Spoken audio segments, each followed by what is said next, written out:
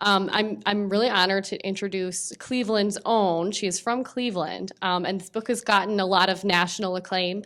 You were interviewed on NPR.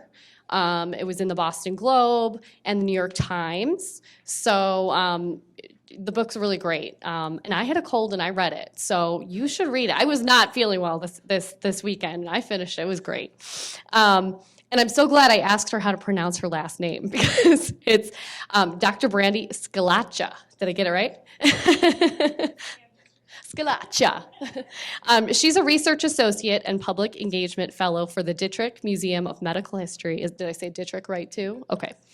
At Case Western Reserve University. And if you haven't already grabbed one, there's a brochure about the museum. It is open for the public, as I understand. She writes about culture, the history of medicine, and the intersection of medicine and literature.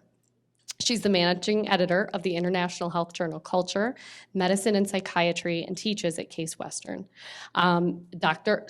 Schillace has lectured at the New York Academy of Medicine and writes for the Huffington Post and Inside Higher Ed, among other publications. So, without further ado. Great, thank you. I walk around a lot when I talk. I used to tell my students it was like, when you go to the zoo and the big cats are like, watching. I tend to do that, so I'll hold this. Normally I talk without a mic, but I think for today I'll use one. So I'm here to talk mostly about my book, and I'm excited to share that with you. There's a couple different ways of looking at death, and I've given several different kinds of talks about the book. The book has a lot of different aspects to it. Part of it is a little bit like memoir, because I do refer to my own experience a lot. You can't really generalize on the experience of death and grieving, so I use my own experience. But there's also some humor in it. There is a chapter 2, is called Eat Your Dead and Other Advice. Right, because some people do that. And I'm an anthropology person too. I run the medical journal is actually a medical anthropology journal called Culture, Medicine, and Psychiatry. And part of what we do in that journal is we look at how other cultures consider health. How do Cambodians treat disease, for instance? Or what is Chinese medicine like? So the second chapter of my book is a look at other cultures, because sometimes we can learn a lot by looking at other people who are not like ourselves. And I also look at a lot of history, because you can learn a lot from history, which brings me to my second point. So yes, I work at the Dittrich Medical History Center and Museum, and it's lovely. There's these lovely brochures. It's like, it's right across the street from Severance Hall. I like to call it Severance Light. It sort of looks the same. Elizabeth Severance Prentice had it commissioned after the death of her husband, Dudley Peter Allen, and he's important because he traveled extensively, and he learned all about how to treat disease from other countries. And he found out they were doing it better than we were. So he came back 19th century, and he said things like, maybe antiseptic is a good idea, maybe germs are bad. So he brought with him techniques that had kind of fallen fallow here in Cleveland, and he revitalized antiseptic medicine here in Cleveland. And to honor him, when he died, Severance Prentice had the Allen Memorial Medical Library built, and the museum was part of that. The museum and library actually predate the building. So we go back to the 1890 something. And the building ultimately opened in the early 1900s. It's built on the home, or on the old site of the Martha Ford home, which was part of the Underground Railroad. Now, I just almost went into tour mode. I gave a tour to 30 high school students today for 3 hours, so I have it down pat. You should come down and visit us. We have 175,000 artifacts from the medical past. They're not all on display because that's a lot. Some of them are in our scary basement. We are on the 3rd floor.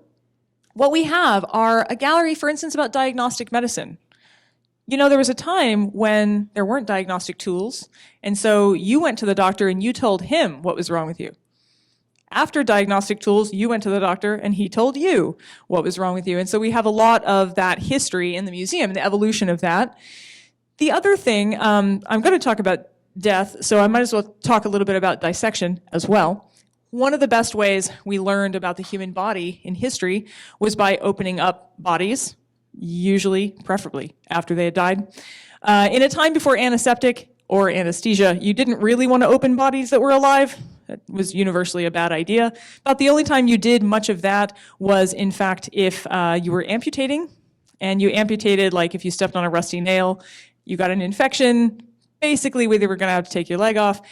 But we learned a lot from that. So the human body, both living and dead, is a book to be read. And if you come down to the Dittrich Museum, we have a long and large history of what that was like. And in addition to that, I do mention and reference the museum and some of our artifacts quite a bit in the book, particularly dissection, because, it was both a practice that needed to be done, and also there wasn't a body donation program. So you got the bodies, like when people were done with them, like out of the ground. This is not a good thing to do. But in fact, so grave robbery was practiced right here in Cleveland. Proctor Thayer was arrested for it when he was a medical student in Cleveland, Ohio, working at Western Reserve. And so there's a really colorful history that you can find at the museum. And that can kind of serve as a little bit of a segue to what I want to talk about today. Sometimes when we talk about death, it's uncomfortable. And that's, sometimes we make jokes out of it because it makes it easier. In my family, we laugh at death because we all die at the age of 71. I've already told my spouse not to do too much future planning for me. Seriously, everyone just checks out at 71. So laughter is one way of dealing with death. But there's other ways. It's a very personal thing. Sometimes, some cultures celebrate death. In the West, we have largely lost that sense of celebration around death. As a matter of fact, in the Western world, frequently it's a little harder to talk about.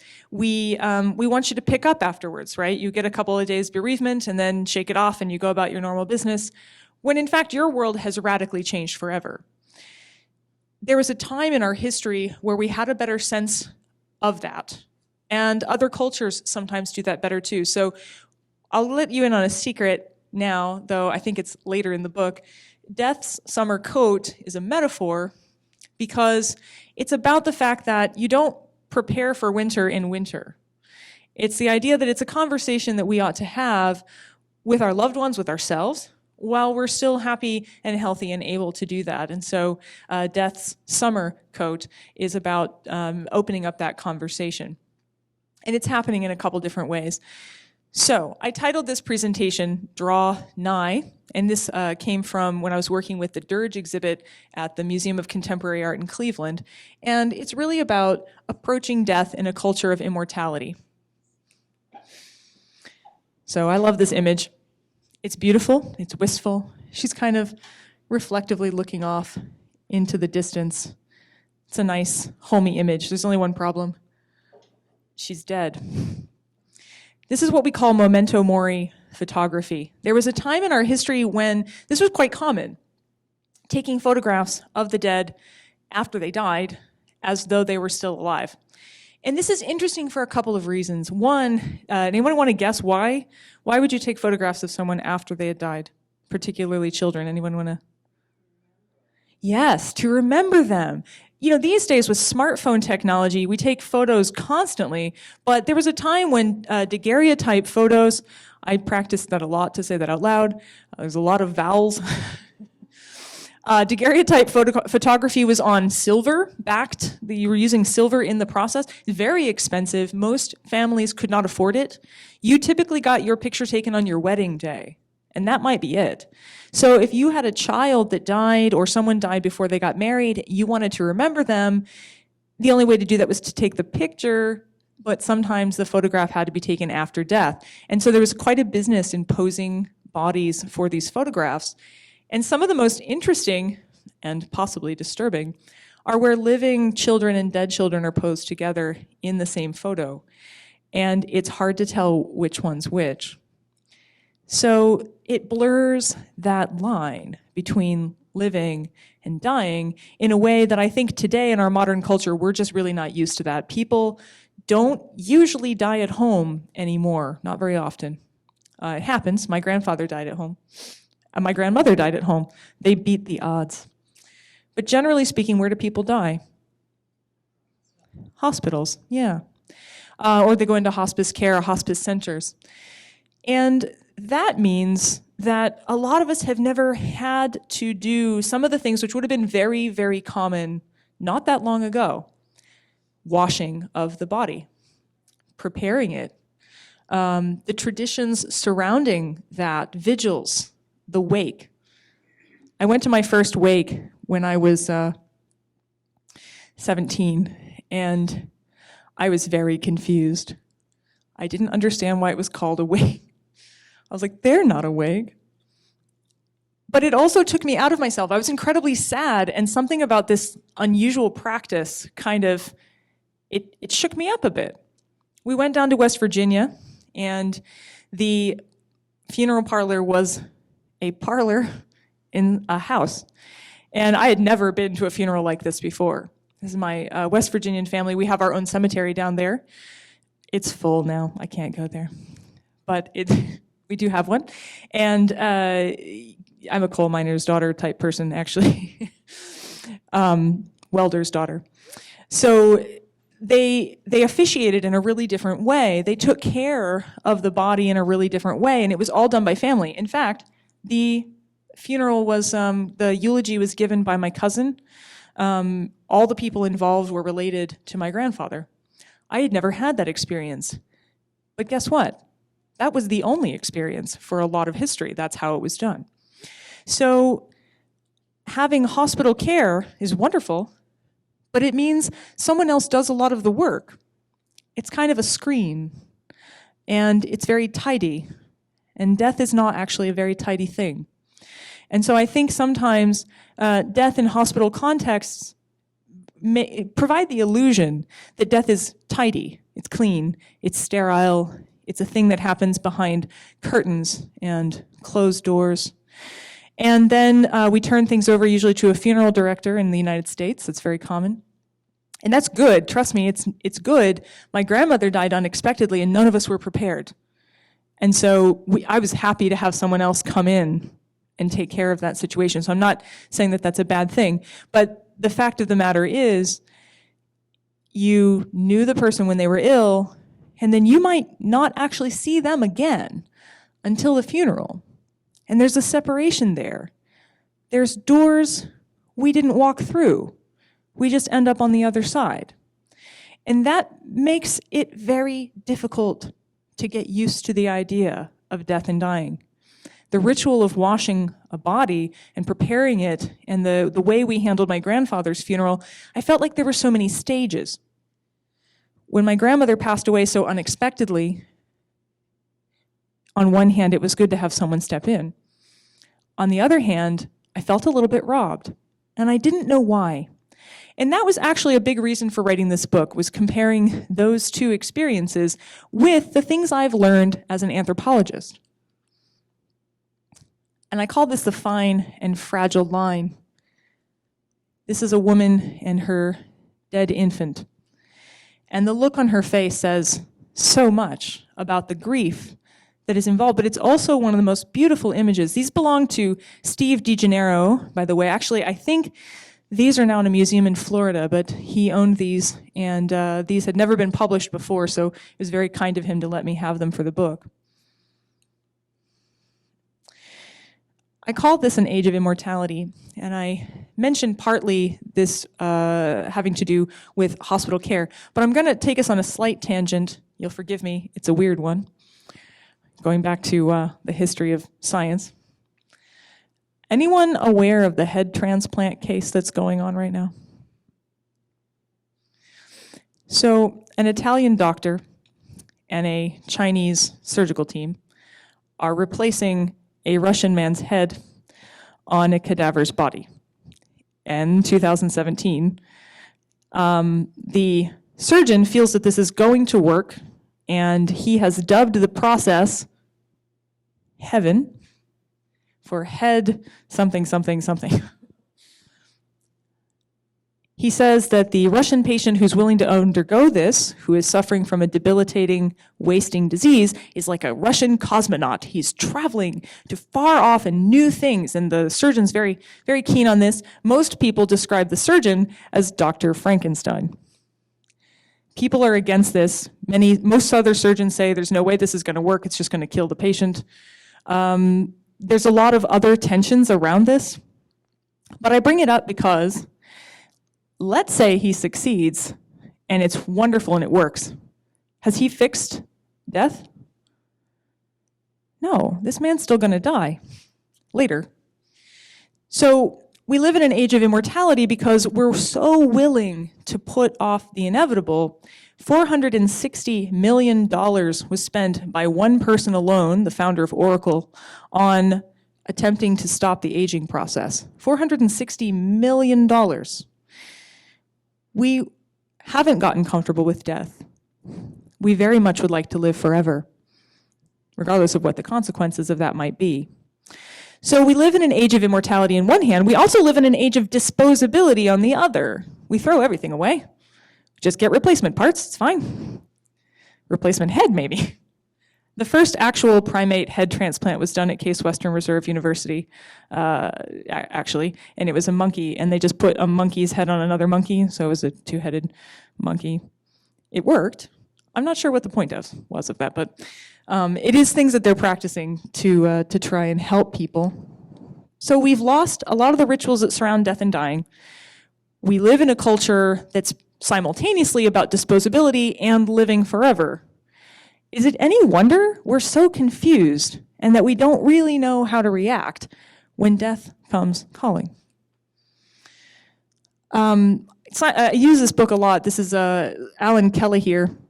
It's called The Social History of Dying. If you're looking for my book is really a book for everyone, but if you're looking for a really serious academic take on it, his is very good. And he says dying is a self-conscious anticipation of impending death. In other words, it's not just the moment of dying, it's not just actually actively dying, it's that we know we die.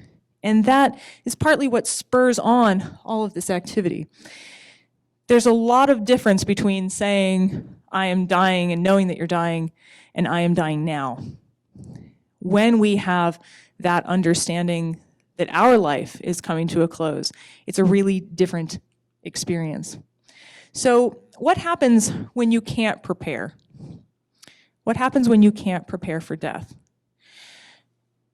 What happens when it happens suddenly and it breaks in on your experience and you're not quite ready for it?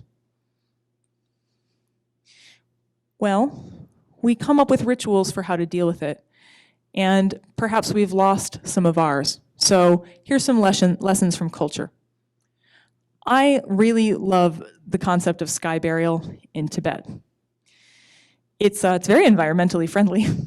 Most of us don't realize this, but death cultures come partly from culture, come from your surroundings, your environment. Tibet, this is Dotarap. Dotarap is on the roof of the world. It's really cold. It's really rocky. There are no trees. You're not going to dig a hole in the ground. So what are you going to do when a body dies? They feed them to birds. Now, this is also a Buddhist culture, and so to them, this is like taking part in the cycle of life. And it's not ugly. It's actually quite beautiful. They go in a procession up the mountainside. One particular person actually is in charge of ritually dissecting the body for the birds and feeding it to the birds. And this is a good thing because we don't want bodies lying around because then you get disease. I know this from my work in medical history because, you used to dig bodies up in order to dissect them, and that's not a good idea. We don't want bodies lying around. We have to get rid of them. We want to get rid of them in a way that makes sense to us culturally. And if you are Buddhist in Tibet, then taking part in this life cycle makes perfect sense. That person is gone, but they've moved on to the wheel of life, and they might be reborn somewhere else. There's a lot of belief in reincarnation in Tibet. So by allowing these birds to eat the body, life carries on, and a part of them enriches something else. So it creeps people out when I tell them about this, but in fact, it's actually a really beautiful and intelligent way of getting rid of a body and of ritually dealing with it and understanding the process. But it's pretty intensive. You're not going to call a funeral director and then have an open casket viewing, and that it's a much more direct physical experience of what death is like. There's the wheel of life. The interesting thing for me is that this is so important to Tibetans that a friend of mine who is a mortician working in Oregon, there was a family, they were from Tibet, and they chant from the Book of the Dead over the body. And this isn't This is to help the spirit find its way on its journey to a good reincarnation. It's so important that when he was working as a mortician, they brought in the body and a tiny little box. It was a recording of them saying the prayers from the Book of the Dead that he played while he was doing his mortician work, because they wanted to make sure that through the preparation of the body. So here's an example of two cultures kind of meeting head on, and instead of one obliterating the other, they sort of do a little dance. He said it was very strange to be in the morgue at night preparing a dead body, listening to chanting in the background, but he also said it was really beautiful. So that wheel of life, that concept of moving beyond this body and into a kind of afterlife is very popular in most faiths for most of history, even though to Buddhists the idea is ultimately not to come back. So it's kind of a, nirvana isn't a place, it's a state of being where you are sort of absorbed into the universe. Here are three other examples that I like to talk about, and I gave this talk to medical students in a residency program. And I was explaining to them that, as a medical doctor, you're going to encounter people who are not like you, who have totally different beliefs. And so I tried to pick three that I thought were really kind of out there for most of us. And the book talks about these at length. But the Ilongot people, they would headhunt when someone died. Right? They don't do that anymore, but they did. And so if you lost a loved one, they would go out and they would wait for days in the bush, and they would track down another person, and they would kill them and cut their head off. Right. This is in that chapter, Eat Your Dead and Other Advice.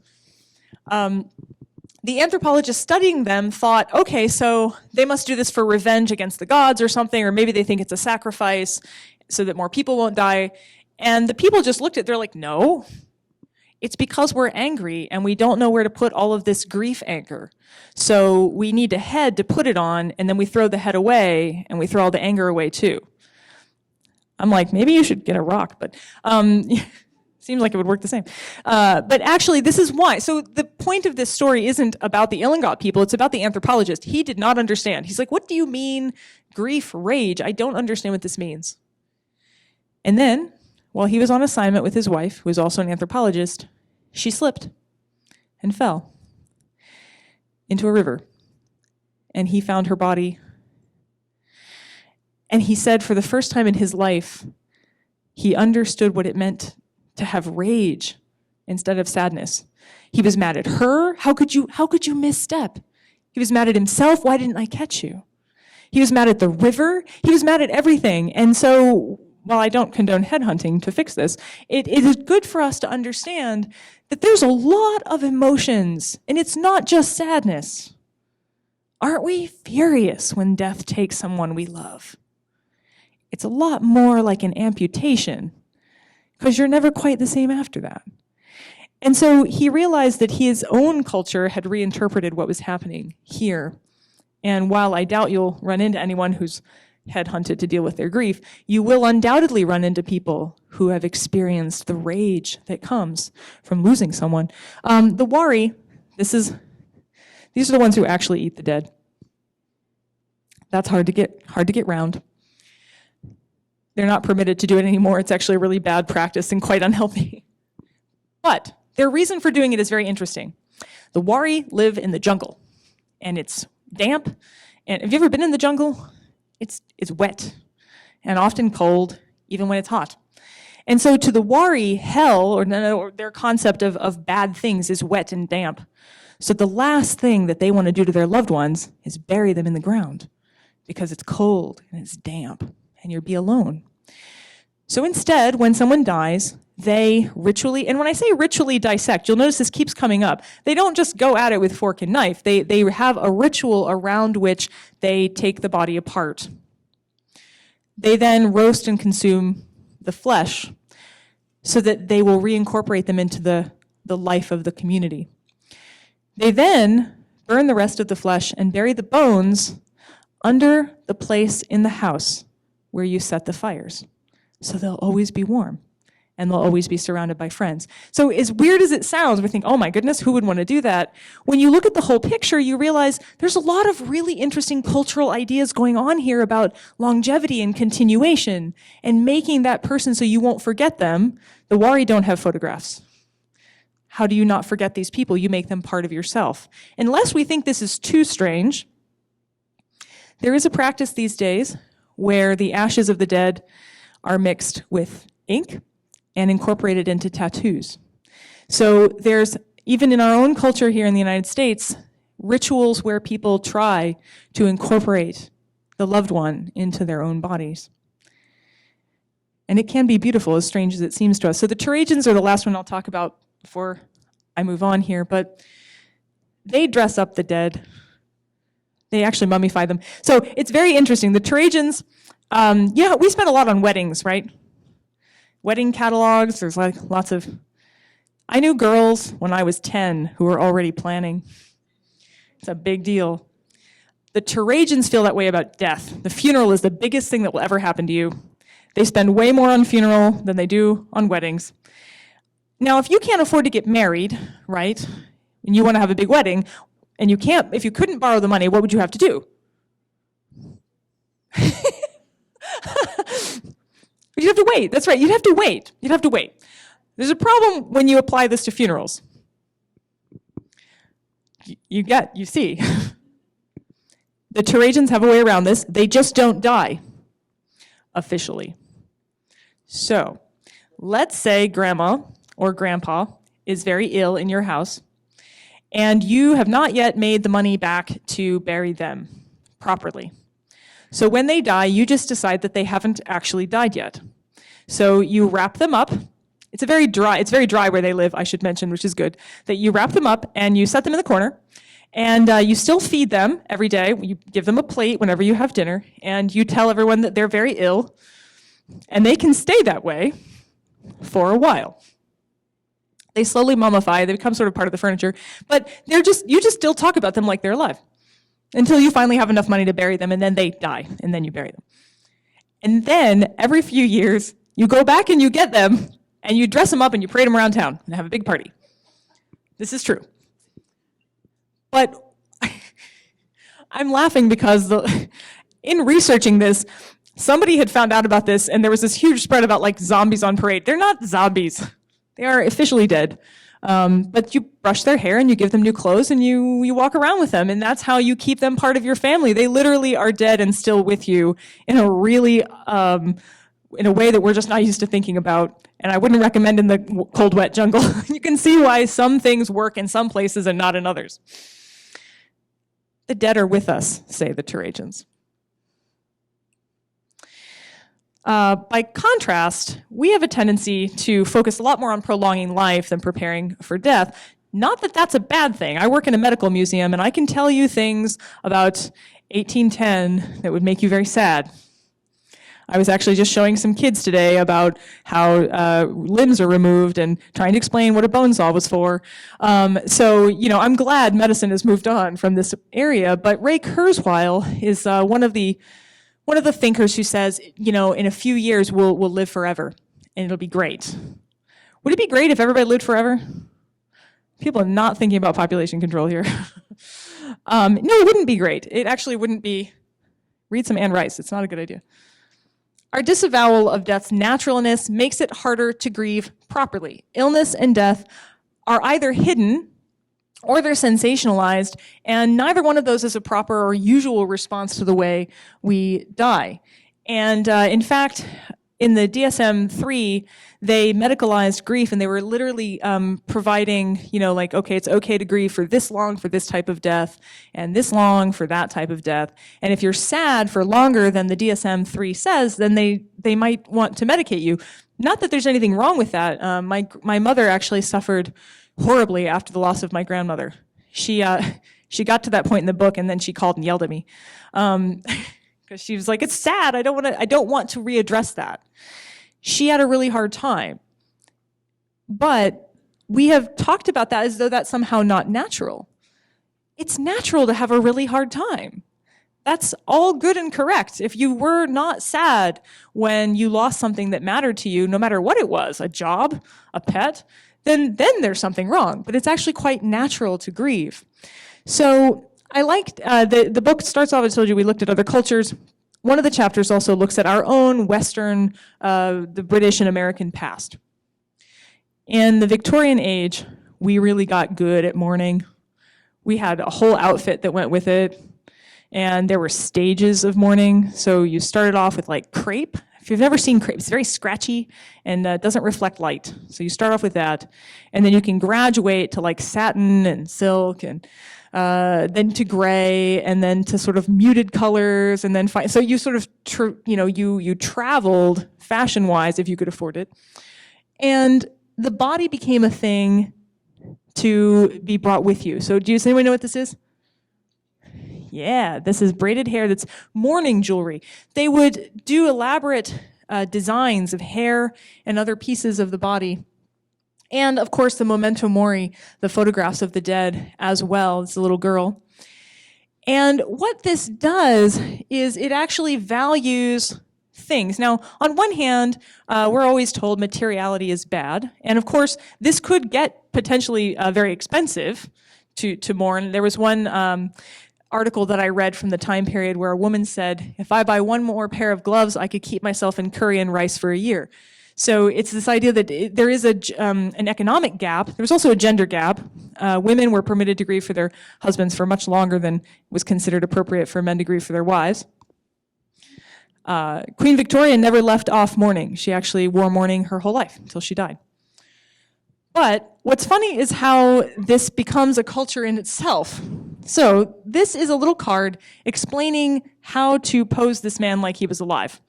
So it says, okay, he brushes his hair like this. This is the type of clothes he should wear. This is the direction his head should be pointed, etc. There were actual photography companies who dealt only in mourning photography. So the value of things, materiality, we say, oh, that's bad. On the other hand, the sense of disposability isn't there. Like they really cherished these things. In fact, mourning jewelry is still passed down in some families. Has anybody got any in their families? I think it's more, you see it more in England, but it's here too. They were treasured artifacts that you held on to. And so again, not disposable, but permanent. Not party favors, but something that had a value to you and became quite precious. By the way, cemeteries came along in the 19th century as well. Do you know where people were buried before there were big public cemeteries? Sometimes backyards, yeah. Churchyards. Most people in England and America were buried in their parish churchyards. The problem that started happening in London is that's a lot of people. There's a lot more dead people than living people. So there didn't get to be room. But that wasn't the only reason. It also had to do with cholera. You didn't see that coming, did you? So cholera, very, very dangerous, very contagious. Wealthy people thought it was an illness of the poor. There's some truth to that because it was actually bad water supplies usually that caused it. And the bad water supplies were more likely going to be where the poor people were. So the wealthy didn't want to mingle with the poor because of infection in the churchyard, because in the churches there wasn't like special places if you were rich. So they, some of the earliest graveyards are like the Necropolis in Glasgow, Scotland, or Kensington Cemetery in England, and these became park-like grounds where you could go see your loved one's grave without having to mingle with the poor people. So there's a weird way in which death and grief and ritual and materiality are all mixed in together. But that doesn't make it less valid. What it has created is a sense that you have a place to grieve. The trouble we have is that materiality doesn't really change, does it? That place to grieve is pretty expensive. Some of the most expensive real estate going is that little 8x8 plot of ground, 6 feet deep. And yet, did you know there were alternatives? There's cremation, we know about that one. But cremation actually takes a lot of energy to do. There's other alternatives. There's an alternative right here in Ohio. Does anybody know where it is? Green burial, yeah. There's a way that you can be buried without a coffin, you're a very well-informed crowd, this is good. Without a coffin, without embalming. And there is some backlash to that. Not everybody is excited about the idea of green burial or being turned into a tree or a diamond or thrown out in space. That's interesting. The guy who Roddenberry, the one who came up with Star Trek. He's been buried in space 3 times. They keep sending up bits of him. He'll be all up there pretty soon. But there are other ways. There's other ways and other things to do. I think the trick, though, is to recognize that the signification is what matters to you.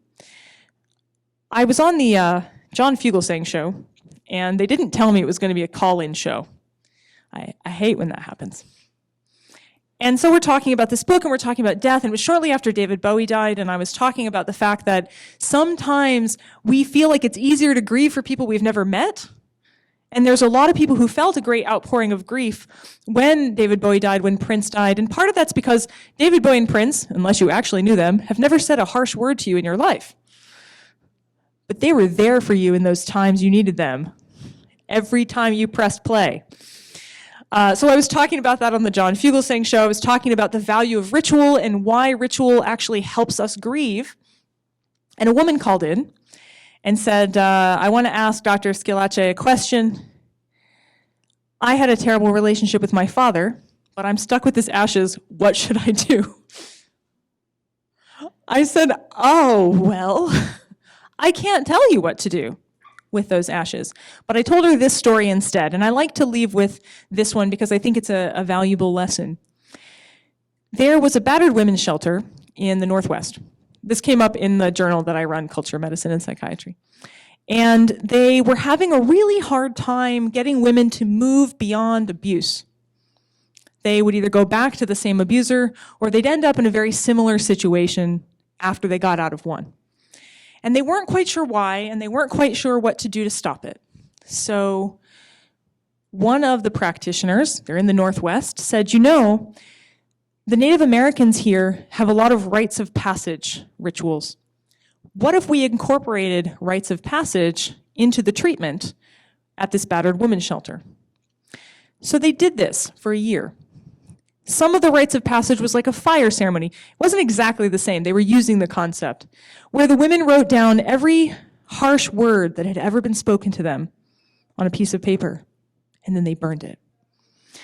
Where they wrote down every obstacle that had ever kept them from succeeding, and they put it in the river and let the river take it away.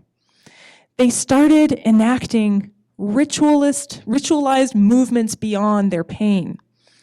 And they got better. And what I told this woman is that sometimes grieving is about holding on, and sometimes it's about letting go. And no one can tell you when that time is but you. And I don't know if she took comfort from that, but I do. One of my dear friends, Michelle, she grew up in a Catholic family, and she and her father were non-believers in a family of very devout Catholic believers. He got very ill with cancer, and he asked her to be executor of his last wishes. He said, I do not want a Catholic funeral, but I don't want any funeral. I don't want any rituals surrounding my death. Because I think in his mind, he thought people would be less sad if you didn't do that. So she was to have him cremated and then scatter the ashes without telling anyone where. And this caused, as you can imagine, a lot of pain and suffering in her family, a lot of fighting, a lot of schism. And she talked to me about it. She says, I don't know what to do. I've done everything he asked me to. Why do I feel so terrible? And I told her, I said, you know, your father who believes that this is, that's the end of life. I'm sure he set this in place because he thought it would help you grieve. And if it's not helping you grieve, then maybe you need to think about what provides closure for you and your family and work out something else. So she went back to her family, not solely on my advice, by the way. She went back to her family, and they had a long conversation about this, and they decided to have a photo ceremony where they showed all these pictures of him rather than a traditional funeral. And then the ashes were scattered from an airplane, and she told them where so that they could go to the forest where they were scattered and grieve. And my point is that we are creatures who need touchstones. When the students that I teach see real artifacts and real books at the museum, it matters.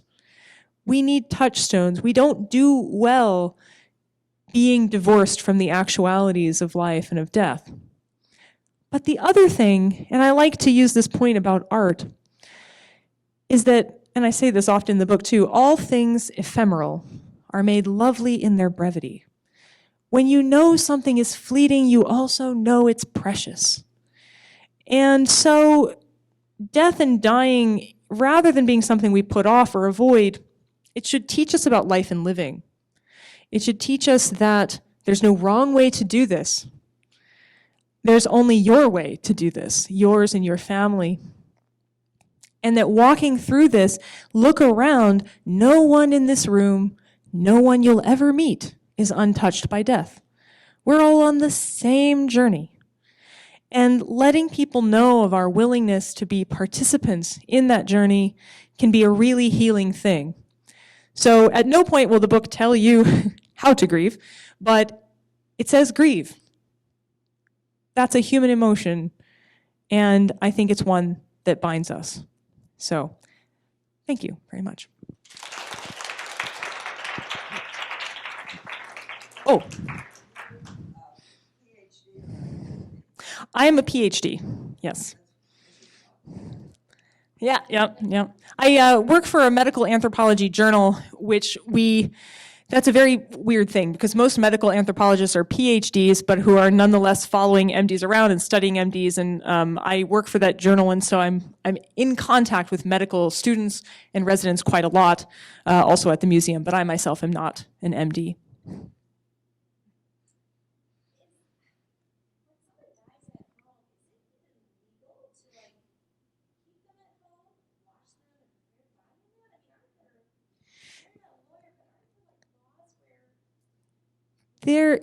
Yes. Well, believe it or not, it depends on your city.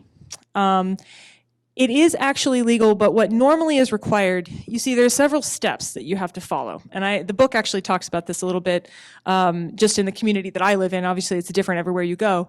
But there's steps that you have to follow that most of us have never even thought of. And one of the reasons we call the funeral director the funeral home is that they know what needs to be done. The death certificate has to be turned in, the coroner has to be called. There's all these different things that have to be part of that. Hospice workers often know what the steps are. So there's a lot of people who do know, but it's something you have to prepare for. You can't, at the moment that someone is gone, go, I changed my mind about this, I want to do this myself. That's why I say it's a conversation that needs to be had. You can prepare for it.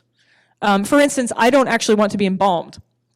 So I have to prepare for that. It depends on where you want to be buried and depends on who you're going to contact, and all that stuff are things that you have to look into in advance. But most of the things can be done. There's a few things that cannot. Viking pyre burial is illegal in most states, but not in all of them. I know this because a friend of mine has literally researched this because she wants to be buried in a Viking pyre funeral. She is part Viking, I understand. I told her I'm not burying her with a ship. It's like, I'm not finding a ship and burying you with gold. It's not happening. But there are some things that are illegal in various municipalities for obvious reasons. Same thing actually with pet burial, believe it or not. You can't bury a large German Shepherd in your backyard in Cleveland Heights. So there's different things that you have to know. But it can be done if you do a little bit of research in advance. Yeah. Many years ago, I wrote a book for children on death and dying. We were looking at different ways. And it was so interesting to see how different the grieving process was for children. Yeah. Very different. And then how many children, especially in the past, had to deal with it. Our life expectancy is double what it was in colonial days. So I thought that was interesting. Had you looked at different rituals and looked at that from a child's point of view? Not that much, except to say that before the MMRs and the various vaccines, most people, if they made it past the age of 5, were probably going to live. But 1 in 3 or 2 in 3 probably wouldn't make it past the age of 5. So you dealt with the death of siblings a whole lot more often. I do talk in the book about the Wordsworth poem, We Are Seven.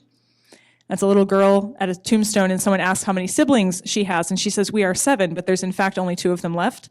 But she still thinks of them as being 7 in number. Another point is that children are sometimes better. They're a little less attached to this world than we are. They are sometimes better at dealing with the flexible nature of life and death than we are. And I've always found that really interesting. And I do think it also depends on how what culture you're in. Yeah. I always remember that joke about the little girl who was told that her dog who died is in heaven, God, and she just doesn't grasp it. And finally, her parents said, "What don't you get about it? The dog's with God." She said, "But I don't understand why God wants a dead dog." The ring around the rosy, pocket full of posies, achu, achu, we all fall down. That was actually a children's rhyme about the bubonic plague. So they're, lovely little rhyme. Yeah.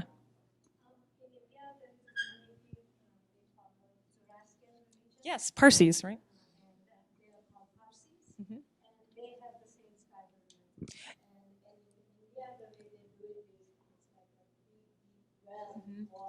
Is that the Tower of Silence? Is that what they call that?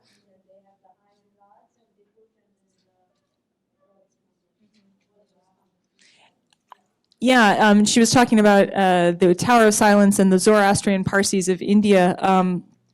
Actually, if I'm not mistaken, in Mumbai, the Hindu government was trying to stop this practice, but I don't know that they ever did. No, they didn't. So it's another kind of very similar sky burial. And actually, Native American tribes in the, I want to say, northwestern part of the mountains, like in Wyoming and things, also had a version of sky burial that they used. And so it's not that unusual, and it is similar in the sense that it's the idea that nature is.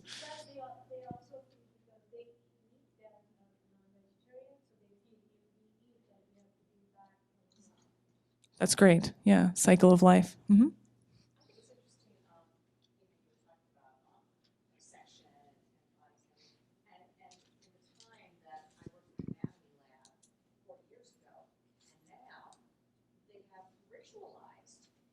Those cadavers, which at the time that we were there, nothing much happened. Nobody much said anything. The medical students were told, don't mess with these bodies. Do not take any body parts away. But nothing much happened. And then there's been this movement to treat the cadavers as dead people with respect, with a ceremony at the end of the year. And I think that's sort of it's the one way in which I see our culture moving towards recognizing death and that state. It sort of goes counterculture. It is really interesting, and I will tell you, there's a great book called Dissection. It was published by the curator at the museum. Some of this was brought about by the body donation program itself, and it's partly because when they grave robbed for bodies, they didn't treat those bodies with very much respect at all. And there's a lot of photography. So they posed with the dead bodies, and we've tons and tons of this black and white photography. It was the most common photograph taken by medical students for a period of years. And then after the body donation program, though, you actually knew you had a sense of who these people were. And that was a very different thing than I bought this off a resurrection man off a cart. Is when you know that someone has donated their body for your use. And so a medical student friend of mine, they named theirs. They gave her a name, and they talked about dealing with this person as a person. So yeah, it's fascinating. As a patient, in fact, and also as a teacher. Any other questions? Yeah.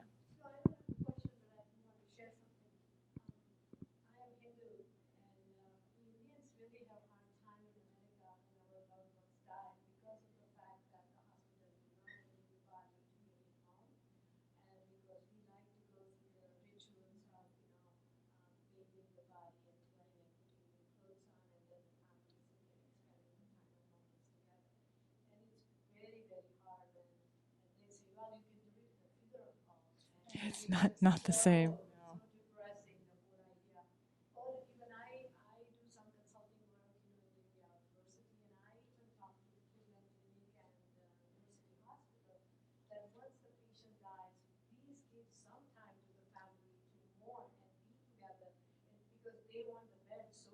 Right.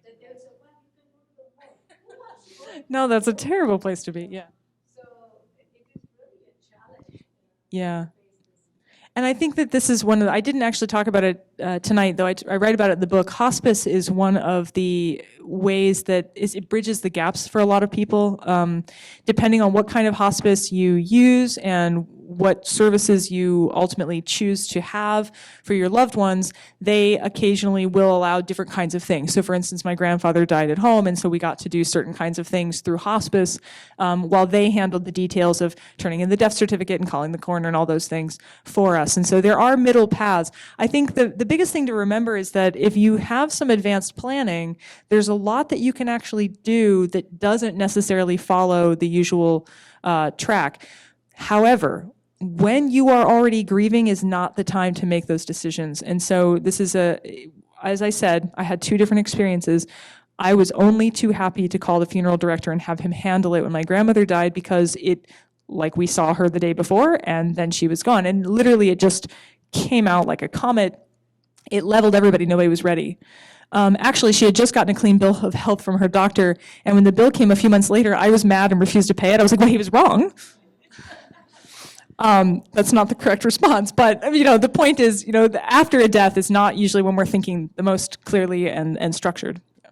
Why do you think it is so hard in this culture to talk about death when we witness the murders and all these images of death all the time? That is a great question. I spend a lot of the book asking that question. I don't really have answers for it. I have suggestions. I do think that, again, our hospital system and our focus on fixing broken parts is part of it. But I also think that cancer patients are always warriors. Everybody always talks about them like they're warriors. And I have a friend who is an oncologist who says, that's actually quite damaging, because it makes it sound like if you're ready to die, you're weak. And so I also think that we have a real aversion to talking about death, because somehow that seems like we think we're making bad things happen, or we're not doing right, or we're being weak. But I don't have an answer. I talk about it at length in the book, and mostly what I come up with are additional questions. We're dying differently these days, though. We die on Facebook. Facebook stays around after you're gone. And I have a friend who gets reminders of her friend's birthday every year, even though her friend's been gone for a long time. And so the Facebook sends a notification. So there's all different things. We know times they are a-changing. Death cafes, death dinners. There's a lot of death salon. Actually, I helped plan the first one. It was in LA. People are seemingly wanting to have the conversation, but they don't know how to get started. So I will say this, and then I better stop so they don't kick us out. Since writing this book, and it got a little bit of notification out there in the world, it's funny how many people will corner me and say, so you're okay about talking about death? Can I ask you a question? We all want to talk about it, but we're afraid to tell people we want to talk about it. And so I think opening up and showing people that we're the kind of people who want to have those conversations, those people will find you that want to talk about it. I literally didn't get my financial planning meeting done because my financial planner was like, so you wrote this book. She's dating a widower, and she was like, I have to ask you a question. And isn't that funny? I mean, I welcome it. It's not a problem. But isn't that funny that if they didn't know that I wrote a book about it, they wouldn't have said anything. So I think we're hungry to talk about these things, but we don't quite know how. Sorry, I know, eat your dead. I don't think we quite know how to get the conversation started. I think maybe it's harder to talk about death with our family because you feel like you're going to jinx somebody and talk about it. My mom was very superstitious like that. She had certain, she didn't want to be buried in the ground. She wanted to be in the she wanted to die at home. And, she would say those things like she had pancreatic cancer. Right. Or after she knew and was not far off. But it's like to talk about it before that, would you jinx somebody? It's funny. My friend, her mother had breast cancer, and even the doctor was like, "Well, don't think about dying. That'll like mess up your outcomes." It's like, well, but I could in fact die from this. Shouldn't I plan? So it is a real strange sort of emphasis on positivism. But if you think death is the worst thing that can happen to you, you can understand how people feel that way. Some of these other cultures, the Cambodians particularly, death is not the worst thing that can happen to you. During the Pol Pot regime, those were the lucky ones sometimes. So it's a really interesting. It's partly because we are so blessed with good water systems and hospital care, and this is a very developed country, and so you tend not to walk down the street and see dead bodies here. That's pretty unusual. I have seen a dead body, and I found out I was actually performing CPR on someone who died while I was performing CPR on them. And that's an experience that most people have not had. So, who aren't doctors anyway, who aren't MDs. So for not being an MD, I've seen a lot of dead bodies, and that's, I think, unusual in our culture. And so that comes as a shock to people too, because they're just not used to dealing with that. Any last comments or points? Did you want to come back up and say anything, or? Yeah, I will sign things if you guys want me to sign things. All right, thank you very much.